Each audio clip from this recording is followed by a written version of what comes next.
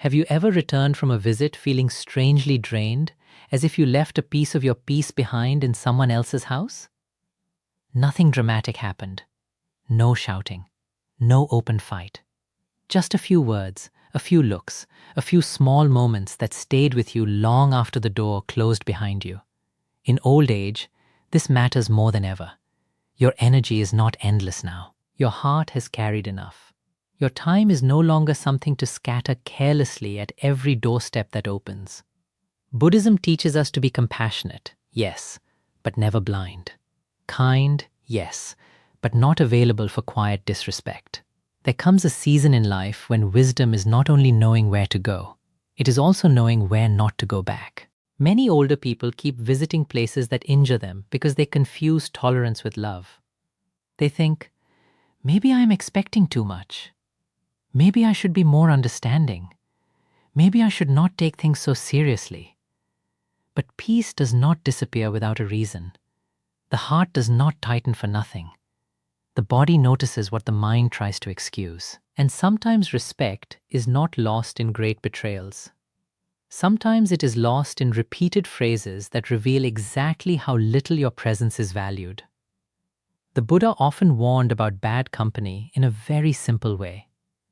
If being with certain people leads you towards sorrow, confusion, restlessness, or humiliation, then staying close to them is not a sign of spiritual strength. It is a sign that you have ignored what is plain. A wise person learns to read the atmosphere around words. Not just what was said, but what was meant. Not just the sentence, but the spirit behind it. So listen carefully. If someone regularly says any of these things to you, especially in later life, stop forcing yourself to keep showing up as if nothing is wrong. The first is this: why didn't you tell us you were coming? On the surface, this sounds ordinary. Sometimes it is ordinary. People can be busy. Families can have plans. Life can be messy. But that is not what I am talking about. I am talking about the person who says it with irritation every time, as if your arrival is a burden before you have even stepped inside. You stand there with a kind face, maybe carrying fruit, maybe bringing medicine, maybe just hoping to see familiar eyes, and the first thing you receive is not warmth, but complaint. In that moment, the message is clear. Your visit is not a joy. It is an interruption. A loving boundary sounds different. A respectful person might say, "I'm so glad to see you. Next time, just call first so I can make more time for you." Do you hear the difference? One response makes space for you. The other makes you feel like a problem. In Buddhist living, intention matters. The same words can carry a different heart. What you must learn to notice is the repeated emotional truth. Do they make you feel welcomed or tolerated? In old age, you should not have to beg for a place in rooms where your presence should already be honored. If every arrival feels like an apology, stop arriving. The second phrase is softer, but often even more painful. "We'll see," or maybe another day. This is the language of endless postponement. It is the phrase people use when they do not want to say no directly, but have no real desire to spend time with you. You suggest tea next week. They say maybe. You ask if you can stop by. They say let's see. You mention lunch sometime. They smile and keep it floating in the air where nothing ever lands. Weeks become months. Months become a pattern. And still, you keep hoping the next invitation will be different. One of the great heartbreaks of aging is not loneliness itself. It is being kept in the waiting room of someone else's convenience. That uncertainty can wear down even a strong spirit. You begin wondering whether you asked at the wrong time, whether you talked too much, whether you have become less interesting, less useful, less wanted. But when someone truly values you, they do not keep your place in their life vague. Even if their schedule is difficult, they try to make something real. Respect does not always give a lot of time, but it gives honest time. The Buddha praised what is clear, direct, and free from deception. There is kindness in truth. There is cruelty in keeping a person hopeful when your heart is already absent. If someone always answers your warmth with fog, believe the pattern. A closed door with honesty hurts less than a half-open door that keeps you standing outside for years. The third phrase cuts deeper because it attacks your inner world. You're taking it the wrong way. Few things are more damaging than being taught to doubt your own experience. Perhaps someone makes a sharp remark at dinner. Perhaps they ignore you in front of others. Perhaps their tone is cold, dismissive, or mocking. And when you quietly say, "That hurt me," they do not pause, reflect, or care. Instead, they push the whole thing back onto you. Suddenly, the issue is not what they did. The issue is your reaction, your sensitivity, your interpretation, your mind. After enough of this, people stop trusting themselves. They smile when they feel insulted. They go silent when they feel wounded. They tell themselves to be stronger while carrying the ache alone. But Buddhism does not ask you to become numb. Awareness is not self-erasure. To be mindful means to see clearly what is happening within you, not to let others rewrite it until you no longer recognize your own pain. A wise person can admit when they misunderstood something. That is humility. But repeated dismissal is different. If someone constantly tells you that your hurt is imaginary, they are not protecting harmony. They are protecting themselves from accountability. And that makes their company unsafe for the heart. In old age, your peace depends on trusting your own quiet knowing. If you leave every visit feeling confused about what just happened, pay attention. Confusion is often the smoke that rises from hidden disrespect. The fourth phrase usually arrives wearing a smile. "I was only joking." There are jokes that heal. There are jokes that make tired people laugh, that soften grief, that bring families together. But there is also humor that bites. Humor that humiliates. Humor that tests how much insult you will absorb without objecting. Someone comments on your memory, your walk, your body, your age, your habits. Everyone laughs. You try to stay calm. And if you say, "That was unkind," they act surprised. "Come on, I was only joking." No, a joke is not innocent just because it is spoken lightly. Right speech in Buddhism asks whether words are true, beneficial, and timely. But there is another quiet question beneath that teaching. Do these words leave dignity intact? If the answer is no, then laughter does not cleanse the wound. It only hides it. Some people use humor as a weapon because it gives them an escape route. If you object, you look stiff. If you stay silent, they continue. Either way, they win. That is why this phrase is so dangerous. It trains older people, especially to accept disrespect in order to avoid seeming difficult. But dignity should not be sacrificed to keep other people entertained. If every family gathering turns you into the easiest target in the room, stop calling it harmless. A home where your value disappears for the sake of a laugh is not a restful place for your spirit. You are not too serious because you want basic respect. You are awake. The fifth phrase sounds practical, but often hides emotional neglect. Let's not get into that. There are conversations that sustain relationships, and then there are people who refuse every serious one. You try to talk about something that matters. Your fears, your loneliness, a misunderstanding, a financial concern, a health decision, an old hurt that still lives inside you. Before the conversation can breathe, they shut it down. Let's not get into that. Not now. Why make things heavy? It's better not to talk about it. But silence does not solve what it merely buries. It just makes one person comfortable while the other person carries the weight. Compassion is not always having the perfect answer. Sometimes compassion is simply staying in the room when the topic becomes inconvenient.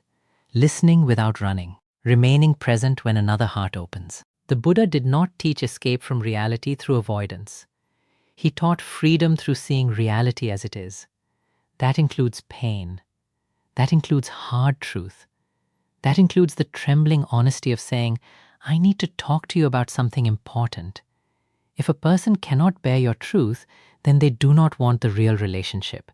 They only want the easy version of you, the smiling version, the undemanding version, the silent version. And that is not love. That is comfort built on your restraint. At this age, You do not need more shallow visits. You need spaces where your real thoughts can breathe. If someone shuts every meaningful door, do not keep standing outside knocking. The sixth phrase is full of hidden superiority.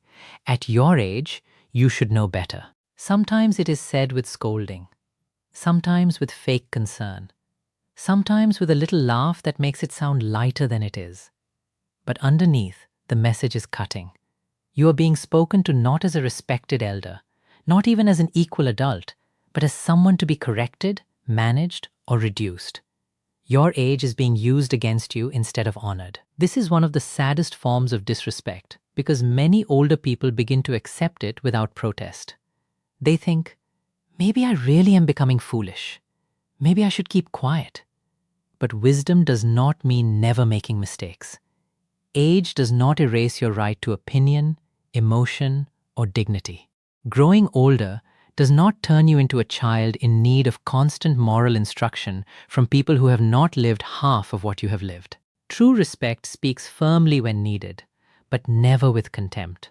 A decent person can disagree with you without using your age as a tool to belittle you. The problem is not correction. The problem is condescension. It is the tone that says, "You are beneath me now. Your voice has expired. Your place is to receive judgment." In Buddhist practice, arrogance is a poison because it blinds the mind. The person who looks down on others cannot really see them. And a person who cannot see you will never honor you properly. If being around someone makes you feel smaller, duller, or ashamed of simply growing old, stop offering them your presence as if it were cheap. Your years are not something to apologize for. They are proof of what you have endured. The seventh phrase is the one that reveals the deepest disrespect of all. That's just how you are. This sentence sounds small, but it closes the door on your humanity. It says you are fixed, finished, reduced to one negative story. Maybe you speak up once and they say, "You always make things difficult." Maybe you need help and they say, "You have always been demanding." Maybe you express grief and they say, "You've always been dramatic." Notice what happens here. Instead of meeting the present moment, they drag your whole identity into judgment. One situation becomes your permanent character. But Buddhism is rooted in change. Everything moves. Everything shifts. Even mountains wear down. Even grief changes its shape. A human being is not a label, not a frozen memory, not a convenient story others tell so they do not have to see who you are now. When someone insists on defining you by an old pattern, they are choosing the comfort of their opinion over the truth of your living presence. This is why such words feel so heavy. They do not merely criticize an action. They deny your growth. They refuse your complexity. They trap you inside an image that suits them. And if you keep visiting people who speak to you this way, something dangerous happens. You may start shrinking to fit the story they have assigned to you. Never do that. Not now. Not after all these years. You are still changing, still learning, still worthy of being seen freshly. Anyone who cannot meet you as a living soul does not deserve constant access to your time. Now let us be careful. The answer is not bitterness. The answer is not revenge. The answer is not to become hard and proud and cut everyone off at the first imperfect sentence. Human beings are clumsy. Families are complicated. Pain travels through generations. People say foolish things when they are tired, stressed, afraid, or emotionally immature. Compassion asks us to remember that. But wisdom asks a second question. Is this occasional, or is this the climate of the relationship? That question changes everything. A single cold phrase may be a bad day. A repeated pattern is a truth. A single misunderstanding can be repaired. A constant atmosphere of dismissal, ridicule, avoidance, or contempt is not something to spiritualize away. You do not honor Buddhism by volunteering yourself for emotional injury. You honor it by living with awareness, restraint, and self-respect. There is an old image in the teachings of a solitary elephant walking through the forest. The meaning is simple and powerful. If the company around you is foolish, harsh, or degrading, It is better to walk alone than to stay among those who disturb the mind. Many people fear this teaching because they hear loneliness in it. But it is not loneliness, it is freedom. There is deep peace in no longer chasing welcome where there is none. So what should you do? Start with honesty. After every visit, sit quietly for a moment and ask yourself one plain question. What happened to my peace in that place? Not what excuse can I make for them.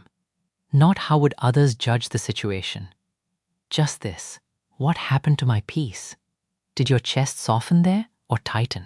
Did you feel received or endured? Did you return home calm or oddly wounded? Your answer is your teacher. If a place regularly leaves you heavier, visit less. If a person repeatedly speaks to you in ways that bruise your dignity, shorten the conversation. If invitations are always one-sided, stop chasing. If your truth is never safe there, stop bringing your tenderness as an offering. This is not cruelty.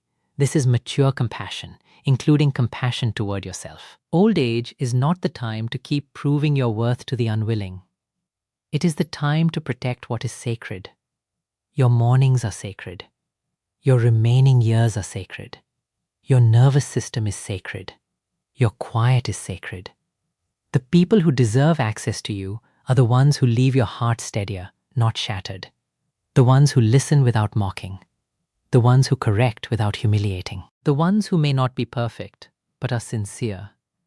The ones who make your presence feel like a blessing, not an inconvenience. And if you have spent years giving your loyalty to those who never learned how to receive it well, do not drown in regret.